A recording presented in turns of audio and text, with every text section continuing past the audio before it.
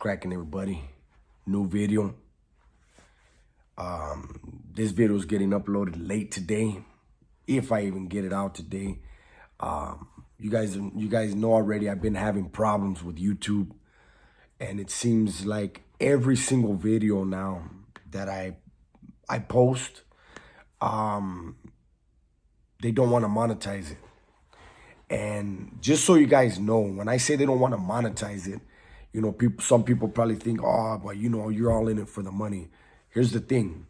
They get their money and I will get pennies, right? I mean, righteous pennies, right? Also, when they don't want to monetize the video, they don't push the video out. I'm fine with every now and then releasing a video that isn't monetized if they push it, because then it still brings my channel to masses. But that's not what's happening. Now, that said, still a little bit under the weather, but here I am. Today's video is going to be about, and I think every neighborhood has at least one, them scandalous homegirls. And let me tell you this story. 1989, I had escaped from camp, right? And so I escaped twice. You guys already know the stories. I put those videos out.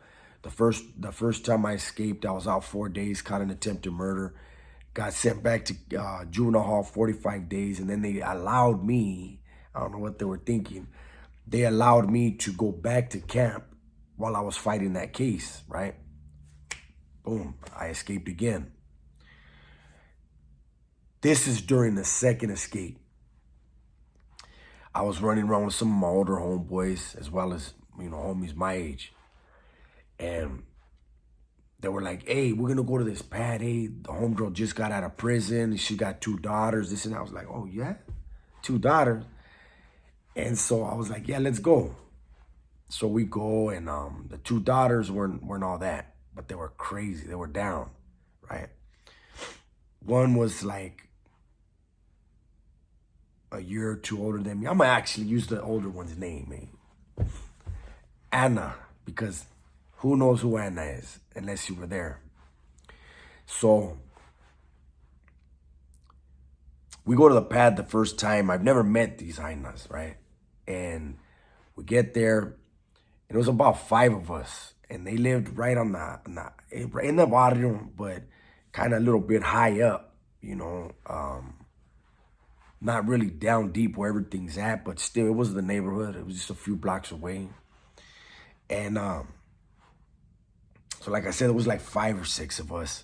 And it was the daughter, the younger daughter, who was probably 2 years older than me, a year or 2 older than me, and the mom.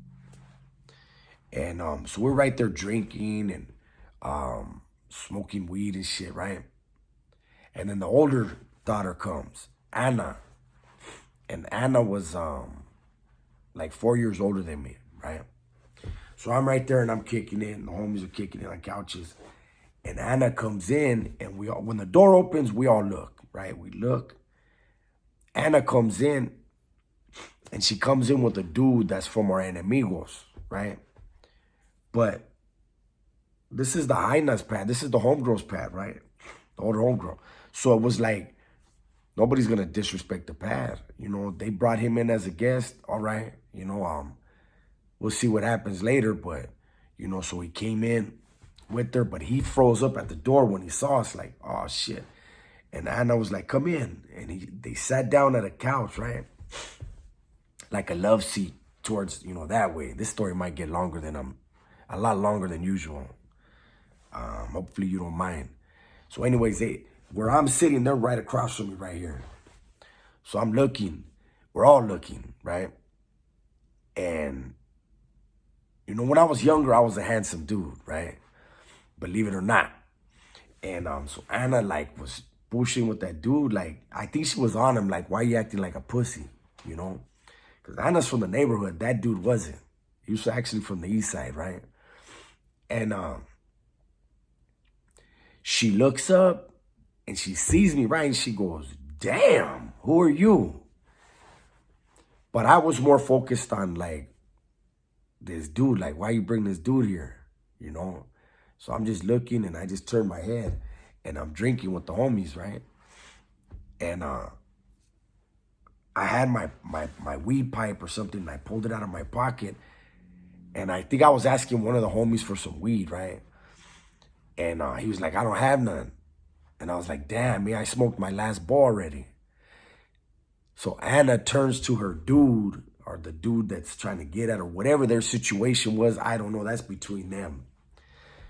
But Anna's like, hey, you got some weed on you. Pull that weed out. Right? And he looked at her like, what the fuck you doing? And she was like, oh, no, these are my homeboys. Pull that fucking weed out. And he's like, man. So he pulls the weed out, right? And when he pulls the weed out of his pocket, she snatches the bag and brings it straight to me, right? And I'm watching her. She brings it straight to me, and I was like, all right, thank you. And, you know, I was a different person back then. It was a different time. And even though we were going to respect the pad, you know, I packed my bowl of, you know, packed my bowl with that bag, some of that bag of weed. And I looked directly at him, and I folded up that weed, and I put that bag in my pocket. Thank you very much, sir. Appreciate that.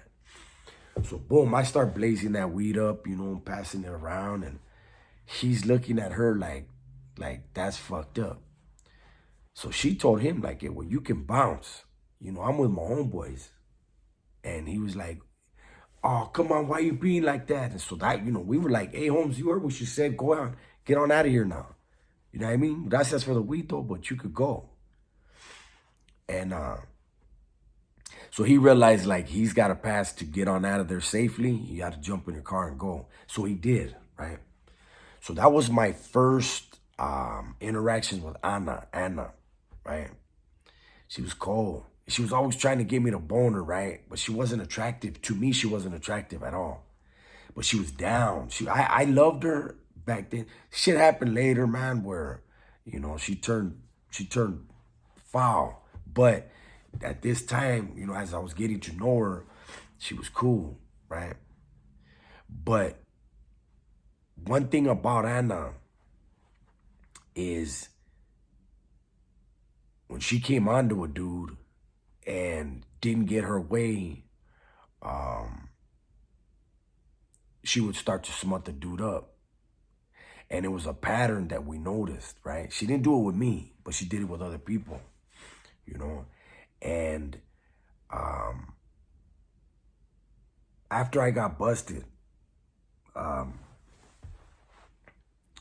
let me tell you another quick, before we even go there, so you see. We would be partying, right? And we would know how much feria they had just from being around them, when they got their checks, you know what I'm saying? And they used to do this scam where they would say, hey, call the homies over here. Let's party. And this only happened a couple of times because we realized we can't have random people at the pad, because what they would do is, in the middle of the party, they would shut everything down. Who stole my fucking money? This and that. The first time it happened, she came up with a random number, what was missing. And so the homies got together and came up with feria out of their own pockets, or when it did something, came back to pay them back out of respect, because you don't disrespect the pad. So what I'm saying is, it was a scam, it was a hustle, and we figured it out. Now, getting back, this was the mom, the one that just got out of the joint. That's what they were doing. They're working homies from the neighborhood, right? So, you know, like I said, Anna would try to get at dudes. If they didn't get back at her, you know, she didn't like their response, or they were just like, nah, I'm good. She would try to get them fucked up. Myself and a couple of the homies that I kicked it with, we saw the game between the mom and the older daughter. And we're like, these two are treacherous. Don't bite into none of their bullshit. Wow. After I got busted, the homies kept partying there. But see, I got busted with a couple of the other homies that we knew what time it was with her, right? And my two road dogs, kept going over there. One of them knew what time it was. The other one didn't, because he had just gotten jumped into the neighborhood a few months before I went to YA, right? And Anna one day did her thing. She hollered at one of the homies, but he was one of the homies that wasn't, you know how you got them homies that aren't always in the neighborhood? They're from the neighborhood, but they're not really like the banger ones. They're just the homies. If something kicks off around them, they're down, but they don't go out. They're not into hunting and shit. You know what I mean? He was one of those. Wow. He came to the party and Anna tried to, you know, hey, what's up, this and that. And he was like, nah, I'm good. You know what I mean? Like, I'm cool. And he went and sat on the couch. And my road dog that knew what time it was with Anna, she approached him first. Hey, homie, this fool right here is a rat, this and that. And my dog was like, Anna, cut it out with that shit, eh? You know, you got to stop doing that. And she's like, oh, no, you're tripping, this and that. She went to my other road dog. He's a nut. I know he watches my channel. You know who you are. And she hollered at him. Hey, homeboy, this dude right here sitting on my couch is a fucking rat. That's all he needed to hear. This fool grabbed a lamp and broke it over the dude's head. Next thing you know, other homies jumped in like, fuck, something's wrong with them. We got to get... They thought they killed the dude. Took him outside, threw him in the street, and left him there and went back partying. There was nothing ever wrong with that dude. Later, him and my road dog that hit him with the lamp, they chunked him a few times and came to an understanding. But when it was all said and done, Anna became, she gave the police some cold details about me and a few other homies. And it was funny because the three of us that she gave up, two of them were fucking her. I was the only one that wouldn't. It was weird as fuck. But anyways, those of you in the streets, you got them scandalous homegirls, be very careful. This is just a little cautionary tale. I just wanted to put something out there, give you guys a little story. I was trying to think, what's a story I could give from when I was a kid? And that's the one I came up with. Because, again, you see, my voice is all fucked up. I'm sick as a dog. I don't even remember if I mentioned in the beginning. Me and my lady decided to take a road trip. Even though I'm sick, even though times are hard, money's tight right now, we deserve it. And so right now we're on a road trip. We're at a hotel. Hopefully we have some fun this weekend. I was about to take a nap, and I'm a little frustrated with what YouTube's doing, but I said, you know what? You guys deserve a video today. It's the best I could do. Hopefully you enjoyed it. Again, that lifestyle, be careful. You want to dabble in it, be careful. It's a lot of hurt and heartache in it. Anyways, be safe, be smart, and tell the ones you love that you love them, right? I'm out.